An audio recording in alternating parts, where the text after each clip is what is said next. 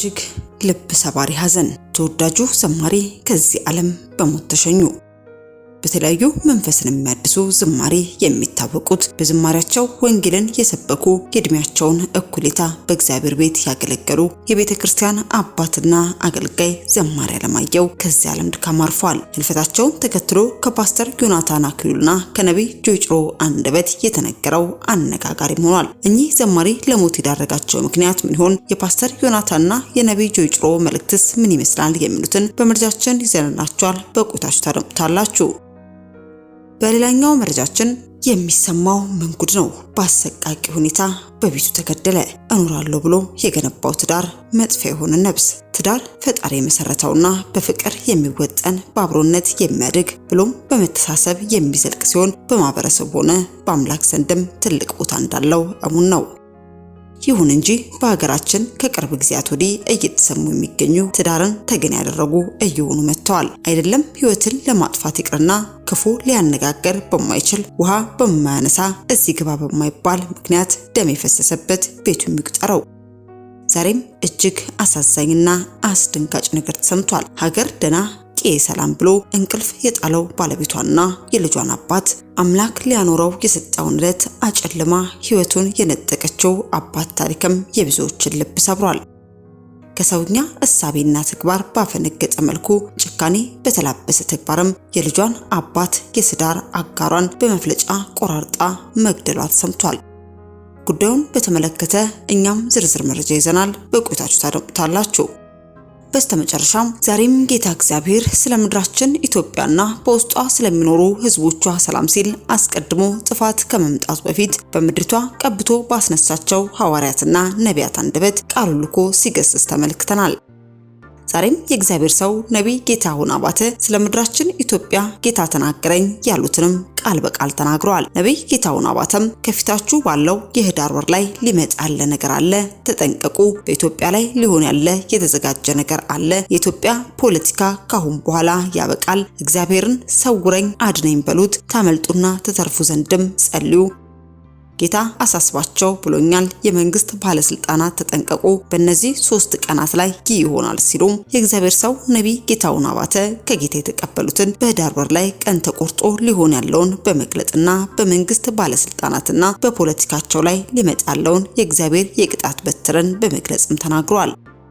ነብዩ የተናገሩትና የሰጡት የማስጠንቀቂያ መልእክት ምን ይሆን የሚሉትን እንዲሁ በመረጃችን አካተናል። በቆይታችሁ ካንደበታችሁ ታደምጡታላችሁ። እስከ መረጃው ፍጻሜ አብራችሁን ቆዩ። በ2017 ዓመተ ምህረት የሪል ስቴት አዋርድ ተሸላሚ የሆነው ድርጅታችን የዘመናት ህልሞን እውን ለማድረግ ከውጪም ከሀገር ውስጥም ያላችሁ ቤት ፈላጊዎች ባሉበት ሆነው የቤት ባለቤት የሚሆኑበትን አዲስ አሰራር ከአዲስ ዲዛይን ጋር ይዘንሎት ቀርበናል። አዲስ ዓመትን በማስመልከት ለእርሶ በቀረበ ዋጋ በ10% ቅድመ ክፍያ ቤቶን እየኖሩበት ወይም ማከራይተውት የሚከፍሉት የ60% አከፋፈል አማራጭም አቅርበንሎታል። 24 ሰዓት በግንባታ ላይ የሚገኘው ኮምፓውንዳችን ውስጥ የቪአይፒ ቦታዎችን፣ በረንዳ ያላቸው ቤቶች፣ ክሎዝድ ኪችን፣ ኦፕን ኪችን፣ ስቶር፣ ላውንደሪ፣ የሰራተኛ መኝታ ከነመታጠቢያው ሁሉንም ክፍሎች የጧት ፀሐይ እንዲያገኙ አድርገን አቅርበንላቸዋል። ቅድመ ክፍያውን ሲከፍሉ የእርሶን የቤት ባለቤትነት የሚያረጋግጡ ሙሉ ሰነዶችም በእጁ ያስገባሉ። ዲኤምሲ ሪል ስቴት። ለበለጠ መረጃ በ090854 3454 ላይ በመደወል ቤቶን ይሸምቱ።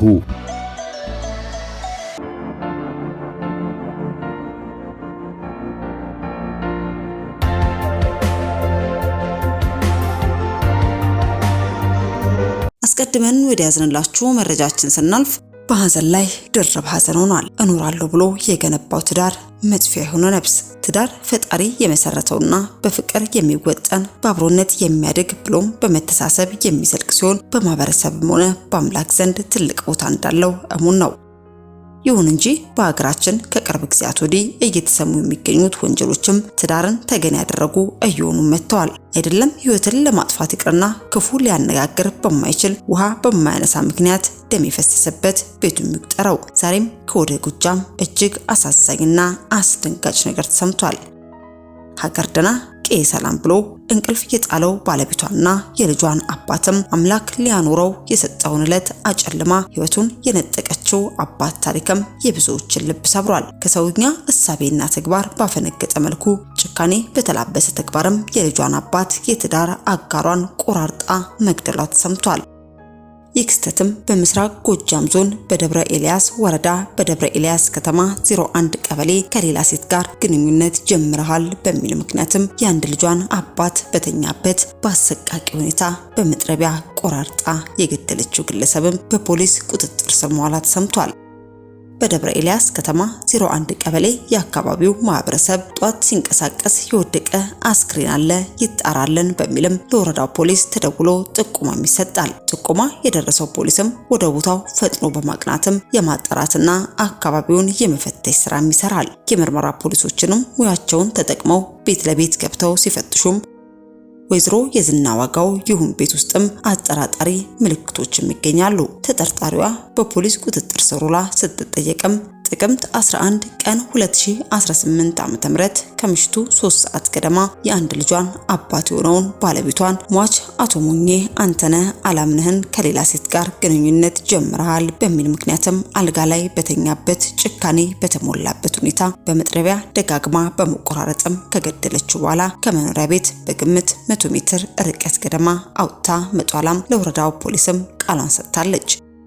የወረዳው ፖሊስም ተጠርጣሪዋን በቁጥጥር ስር አውሎ ተጨማሪ ምርመራዎችን እያጣራም ይገኛል። ሆኖም ግን በትዳር መካከል አለመግባባቶች በሚያጋጥሙበት ወቅትም በመነጋገር ለመፍታት ከመሞከርና ይህም ካልተሳካ በሰላማዊ መንገድ ከመለያየት በዘለለ በስሜታዊነትና በቅናት መንፈስ ተነሳስቶ ወንጀል መፈጸም ከሚያስከትለው የሕግ ተጠያቂነት ባሻገር በልጆችና በቤተሰብ ላይ የሚያሳድረው ስለልቦናዊ ጉዳት ከፍተኛ መሆኑን በመረዳትም ነገሮችን በሰከነ ሁኔታ ማመዛዘን እንደሚገባ መግለጽን ወደድን። በድጋሚ ለሟች ቤተሰቦች ወዳጅ ዘመዶችም በሚዲያችን ስም መጽናናትን ተመኘን።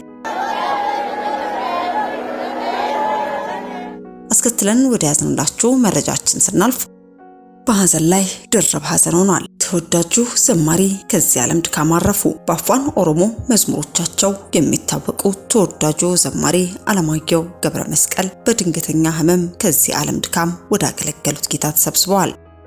በጉጂ ቦረናና ጌዲዮ አካባቢ ለረጅም ጊዜ ያገለገሉ አባትም ነበሩ። በባለፈው 2017 የመልካም ወጣት ፕሮግራም ላይም አገልግለውም ነበር። ዘማሪ አለማየሁ ከመኖሪያ ቤታቸው ወደ ቡሌ ሆራ ሆስፒታል ተወስደው ሕክምና ከተደረገላቸው በኋላ ለተጨማሪ ሕክምና ወደ ሐዋሳ ሪፈራል ሆስፒታል ሪፈር ተደርገው በመጓዝ ላይ ሳሉም ህይወታቸው ማለፉም ተገልጿል። የዘማሪ አለማየሁ ህልፈተ ህይወትን ተከትሎ የአዲስ ኪዳን ቤተክርስቲያንና የመልካም ወጣት ፕሮጀክት ባለራዕይ የሆነው ዮናታን አክሊሎም እንዲህ ሲልም የሐዘን መግለጫውን አሰምቷል። አገልጋይ ጋሽ አለማየሁ ገብረ መስቀል ወደ አገለገሉት ጌታ ሄዱ። ዘማሪ አለማየሁ ገብረ መስቀል በጉጂ ቦረናና ጌዲዮ አካባቢ ለረጅም ጊዜ የእግዚአብሔርን መንግስት ስራና በዘማሪ ወንጌልን በመስበክ ያገለገሉ አባት ሲሆኑ በደረሰባቸው ድንገተኛ ህመም ከዚህ ዓለም በሞት ተለይተው ወደ አገለገሉት ጌታ ተሰብስበዋል። ዘማሪ አለማየሁ ገብረ መስቀል ገላኒ ኬሲና እንዲሁም በሌሎች የኦሮሚኛ መዝሙሮች የታወቁ ሲሆን በ2017 የመልካም ወጣት ስልጠና መክፈቻ ፕሮግራም ላይ ከአዲስ ኪዳን ካህናት ቤተክርስቲያን አባላትና ጥሪ ከተደረገላቸው ቅዱሳን ጋርም በአምልኮ መሪነት አገልግለዋል። እርሱ በመከራችን ሁሉ ያጽናናናል። ስለዚህ እኛ ራሳችንን በእግዚአብሔር በመናጽናናበት መጽናናት በመከራ ሁሉ ያሉትን ማጽናናትን እንችላለን ተብሎ እንደተጻፈው የኢትዮጵያ አዲስ ኪዳን ካህናት ቤተክርስቲያን ለዘማሪ አለማየሁ ገብረ መስቀል ቤተሰቦች በሙሉና ለወዳጅ ዘመዶቹ ከዚህ መከራ መጽናናት የሚችሉበትን መንፈስ እንዲለቀቅላቸው እየጸለየች በዘማሪ አለማየሁ ማረፍ የተሰማንን ጥልቅ ሐዘንም ትገልጻለች በማለትም የአዲስ ኪዳን ካህናት ቤተክርስቲያንም በዘማሪ አለማየሁ ህልፈተ ሞት ላይ ይህንን የሐዘን መግለጫ አጋርቷል። እንዲሁ በተመሳሳይም ከኤልጂ ቤተክርስቲያን መስራችና ባለራዕይ ሆኖ ነብይ ጆይጭሮ አንደበትም የሐዘን መግለጫ ተላልፏል።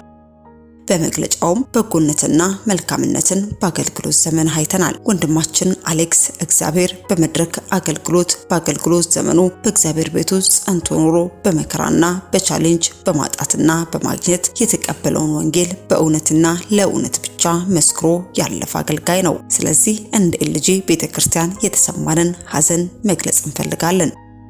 በዚህ ምድር ሲያገለግል ጧትም ማታም ቀንም ሌሊትም በድካም ሳያርፍ የእግዚአብሔርን ወንጌል አገልግሎ እንደሄደ አሁን ደግሞ በሄድክበት ሀገር ከክርስቶስ ጋር በምታሳልፈው ሕይወትም ከድካም ዓለም ወደ ዕረፍት ዓለም ስለሄድክ በእግዚአብሔር ምሕረትና ቸርነት ያገለገልከው አምላክ በመንግስቱ ዕረፍት እንዲያደርግልህ በጌታ ፍቅር እንመኛለን። የቅዱሳን ሞት በእግዚአብሔር ፊት የከበረ ነው። መዝሙረ ዳዊት 116 ቁጥር 15 ላይ ወንጌል ይቀጥላል በማለትም የኤልጂ ቤተክርስቲያን መስራችና ባለራዕይ የሆነው ነቢይ ጆይ ጭሮ የሐዘን መግለጫውን እንዲህ ባለ መልኩ ማጋራቱን ተመልክተናል። የአስክሬን ሽኝት መርሃ ግብርና የቀብር ስነ ስርዓቱን ተከትሎም የሚወጡ መረጃዎች ካሉም ተከታትለን የምናደርሳችሁ ሲሆን ለሟች ቤተሰብ፣ ወዳጅ ዘመዶች ሁሉ መጽናናት እንዲሆን በሚዲያችን ስም ተመኘን።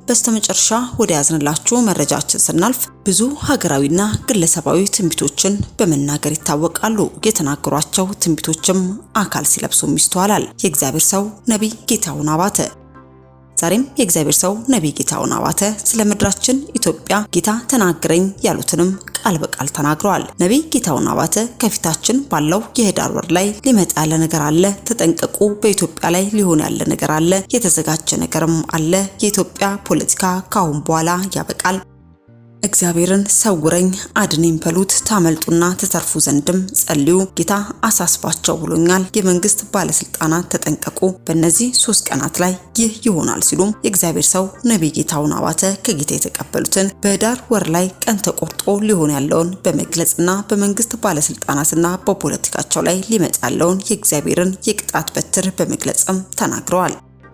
ነብዩ የተናገሩትና የሰጡት የማስጠንቀቂያ መልእክት ምን ይሆን የሚለውንም ከአንደበታቸው እንድታደምጡት ጋበዝን። ይበቃል፣ ሞት ይበቃል፣ ውርደት ይበቃል፣ ሽንፈት ይበቃል።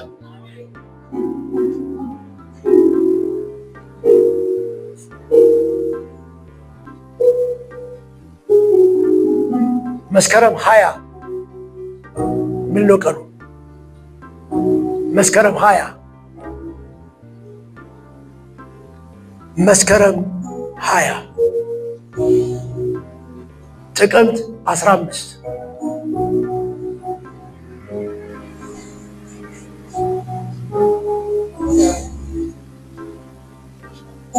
ህዳር 27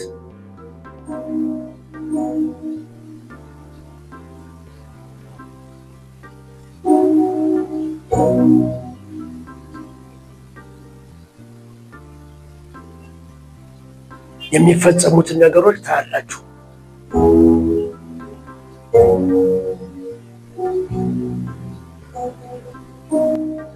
እግዚአብሔር ተናገረ ደግሞ አደረገ ተብሎ ጽፏልና። አዎ ልብ ያለው የእግዚአብሔር ሰው ይጠብቃል። ልቡ ከፖለቲካ ጋር ያለ ሰው ደግሞ አይጠብቅም። የሚጠብቀው ምንድነው? ፖለቲካው ነው። ነግራቸዋለሁ። ነቢይ ጌታውን ብሎ አበላችሁ ይሄያችሁ ነገሯቸው። የኢትዮጵያ ፖለቲካ ካሁን በኋላ ያበቃል። እግዚአብሔር ያልደገፈው ፖለቲካ ያበቃል። አድነን በሉት፣ ጌታ አድነኝ፣ ሰውረኝ በሉት። ሁሉም ስታይክ ያደርጋል፣ ያቆማል አለ ጌታ።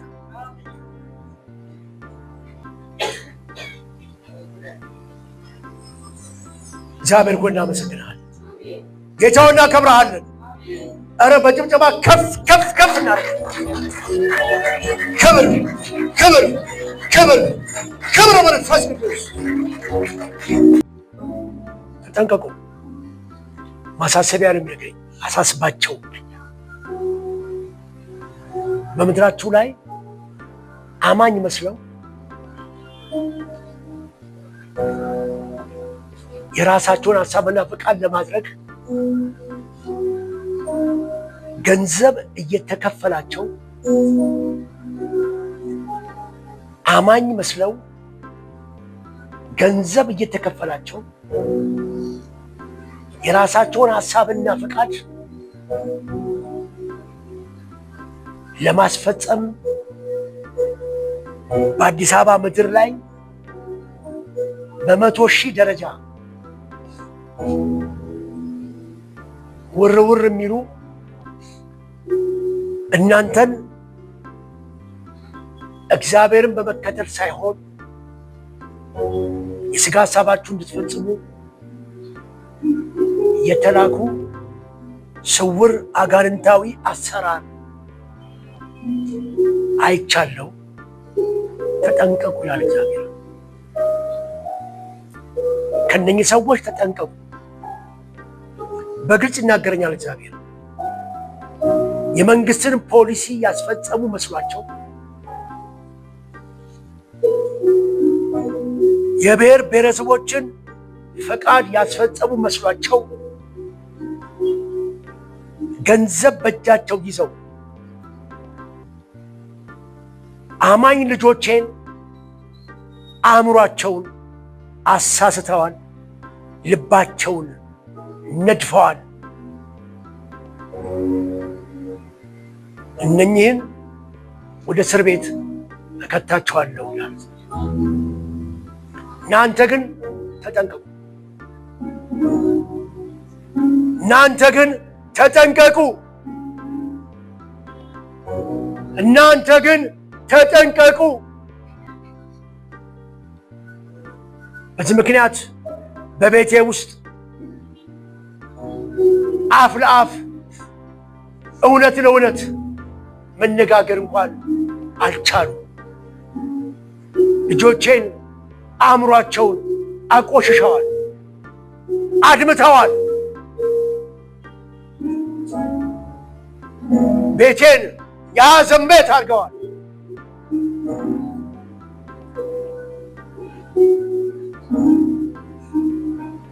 ቤቴን የፖለቲካ ቤት አድርገዋል። የግለሰቦች መፈንጫ አድርገዋል። እንደሚገባ እንዳያመልኩ፣ እንደሚገባ እንዳይከተሉኝ፣ እንደሚገባ ከወንጌል ክብር እንዳይወስዱ መከፋፈል አድርገዋል፣ አስጨንቀዋል። እኔም መጣሁ ይላል እግዚአብሔር፣ አስጨንቃቸዋለሁ ይለኛል። ሕዝቤን እንዳስጨነቁ፣ ገንዘብ ወስደውም እንዳስጨነቁ፣ ሕዝቤ በመስሪያ ቤት፣ ሕዝቤ በንግድ ቦታ፣ ሕዝቤ በትምህርት ቤት፣ ሕዝቤ በፋብሪካ በኢንዱስትሪ፣ ሕዝቤ በቤተ ክርስቲያን ውስጥ ገንዘብ ወስደው በዘር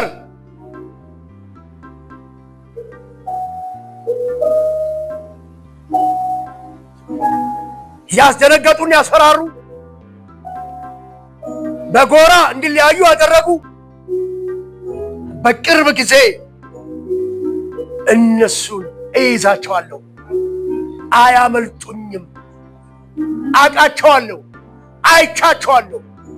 እናንተ ግን ከነሱ ራቁ፣ ከነሱ ራቁ፣ ከነሱ ራቁ። እነኚህ ቀበሮና ተኩላ ናቸው፣ ቀበሮና ተኩላ ናቸው። ራቁ። በተመሳሳይ ግብዣ፣ በተመሳሳይ እንካ በንካ የራሳችሁን ወንድሞች እናቶቻችሁን እስር ቤት ለመክተት የሚተጉ ናቸው። ተኩላዎች ናቸው፣ ቀበሮች ናቸው። እኔም ማስወግዳችኋለሁ፣ እኔም ይዛችኋለሁ። ይሄን ፍርድ አውጥቻለሁ፣ በቤቴ ላይ አውጥቻለሁ ይላል ጌታ እግዚአብሔር። በጭብጨባና በሆታ እናመሰግናለን።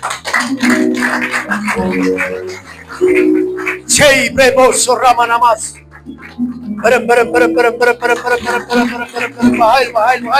ሼይ አባሳራማ ሬቦቦ ሶራማናማ የዘሜንደ ላቦሳንጋ ሼራማዳማ ለማሳንዳ ሬባቱጋስ ኮራማናማ ተራቦስ በቃ ወቁ። ከዚህ በኋላ ሌብነትና ስርቆት አይቀጥልም። ተጠንቀቁ። ዘሬ እገሌ ነው፣ ዘሬ እገሌ ነው ብለህ ብትገባ ነፍስ እዛው ፖለቲካ ጫወታለሁ የምትሉ ሰዎች ተጠንቀቁ።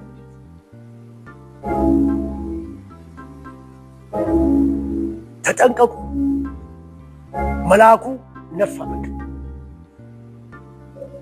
ትራምፕ አደረገ። እግዚአብሔር አንድ ድል ሰጥቶናል፣ የማምለጥ ወደሱ ለመሆን።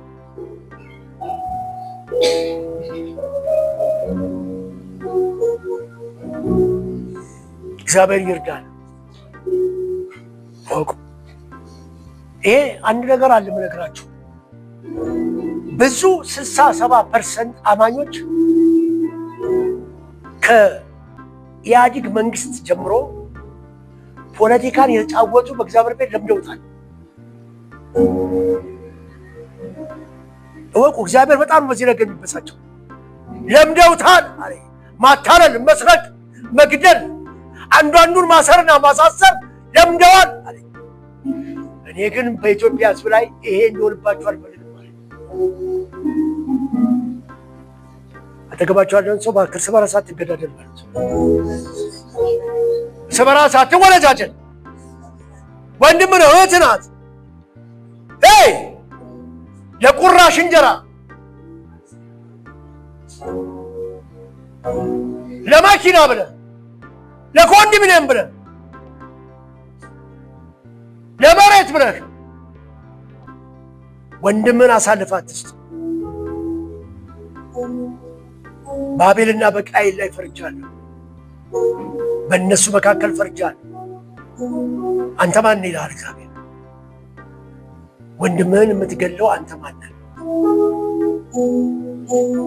መግደልንስ እቤት ውስጥ ያመጣኸው ማን አንተ?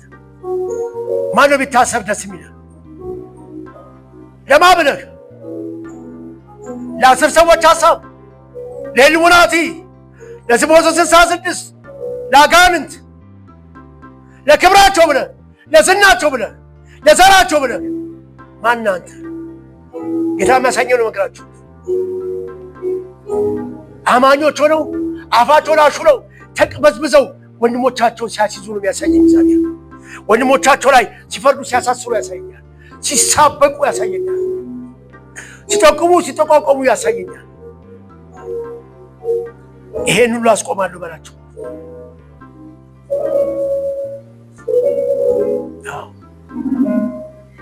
በዚህ ምክንያት ከቤተሳን ነቢይ፣ ከቤተሳን ሐዋርያ፣ ከቤተሳን መሪ ጋር አትስማማ። ጥላቻ ሆድ ውስጥ አለ፣ አእምሮ ውስጥ አለ፣ ልብ ውስጥ አለ። የጌታ መንፈስ የሚናገር ወቁ። ሐሰተኛ ነቢያት በስተቀር ከሌላው ጋር ልትስማሙ አትችሉ። መሰረቅ መገደሉን እነሱም ያውቁታል፣ ይፈልጉታል። እነሱም በዚህ መኪና አግኝተዋል፣ ንብረት አካብተዋል፣ መሬት ወስደዋል፣ ሸጠዋል፣ ለውጠዋል። ስለ ሕዝቤ ደንታ የላችሁ፣ ስለ ወንጌል ደስታ የላችሁ።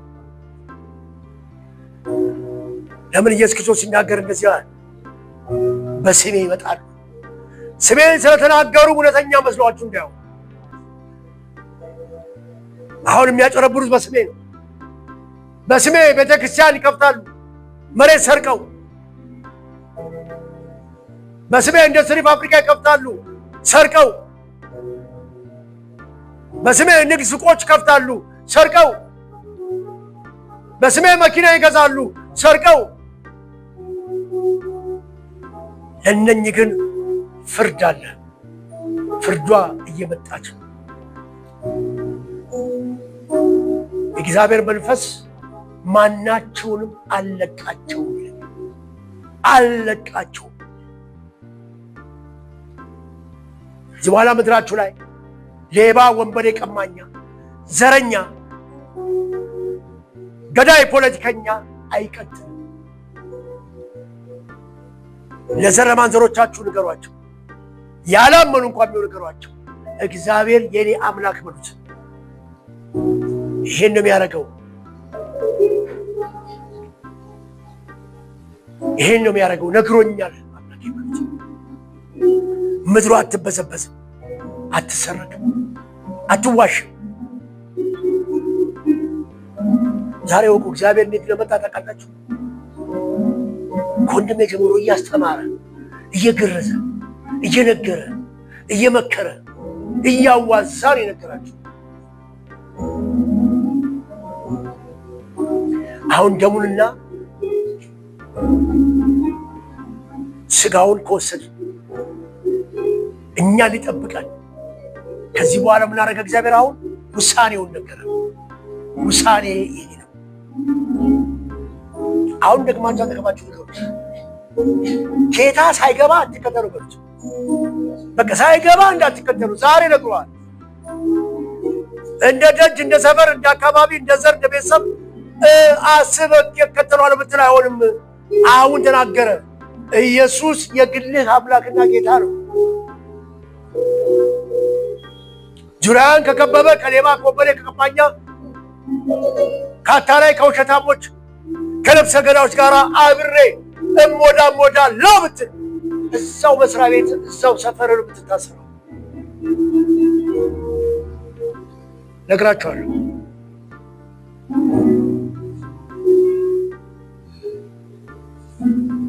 ገለገርኳቸው።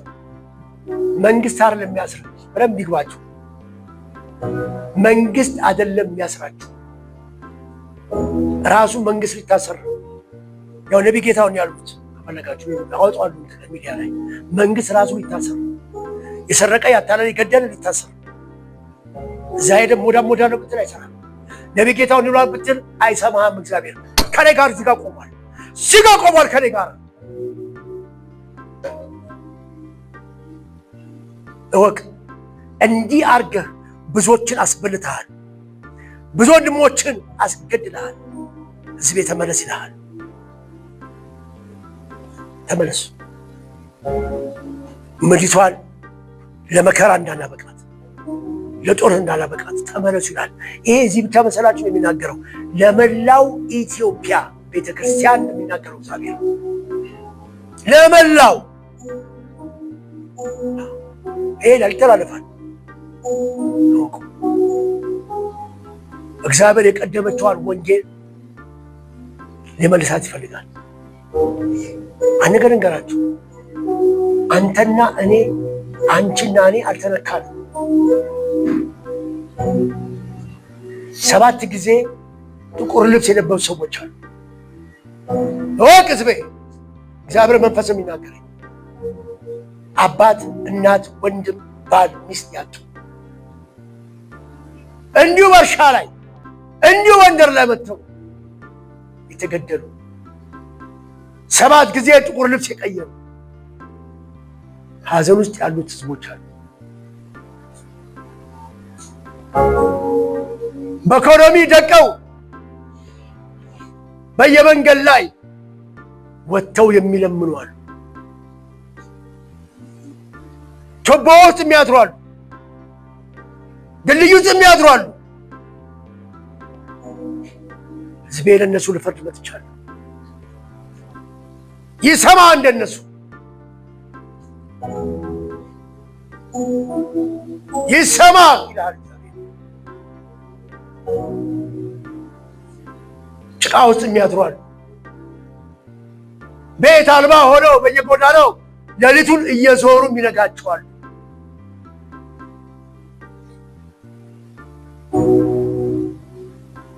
እወቅ ሕዝቤ፣ ልፈርድ። የብዙ ሰዎች ደም እንደ ጎርፍ ወርዷል።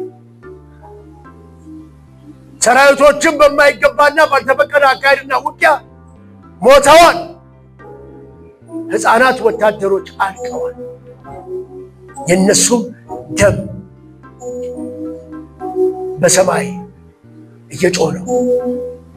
ሕዝቤ አይቼ ነው፣ ተመልክቼ ነው።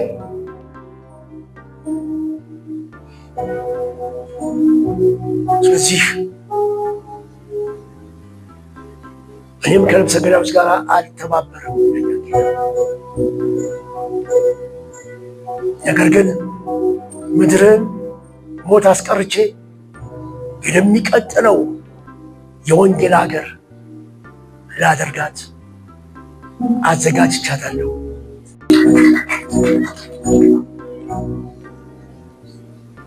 እሺ በጽሞና ውስጥ ሁላችሁ ለ30 ሰከንድ ጽሞና አድርጉ።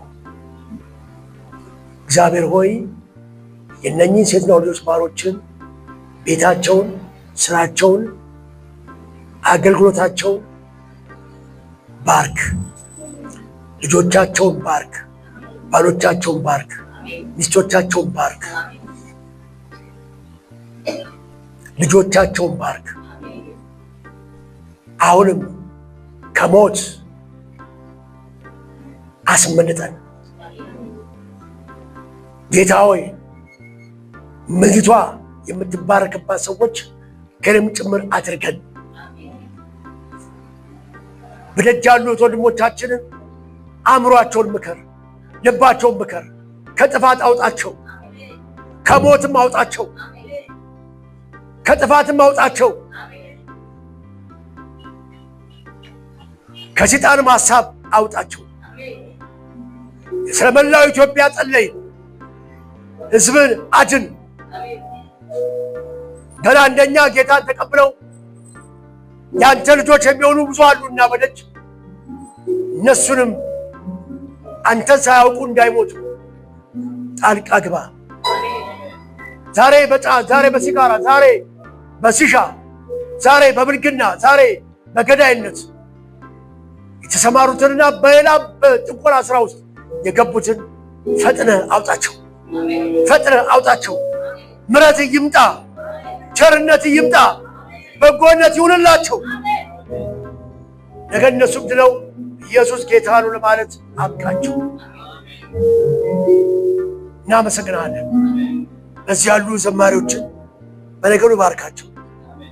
በዚህ ያሉ እግዚአብሔር ሆይ የቅዱስ ቁርባንን ስርዓት ያደረጉትን እነኚህን ሴት ልጆችና ወንድ ልጆች ባሮችን አገልጋዮች ሁሉ ባርካቸው።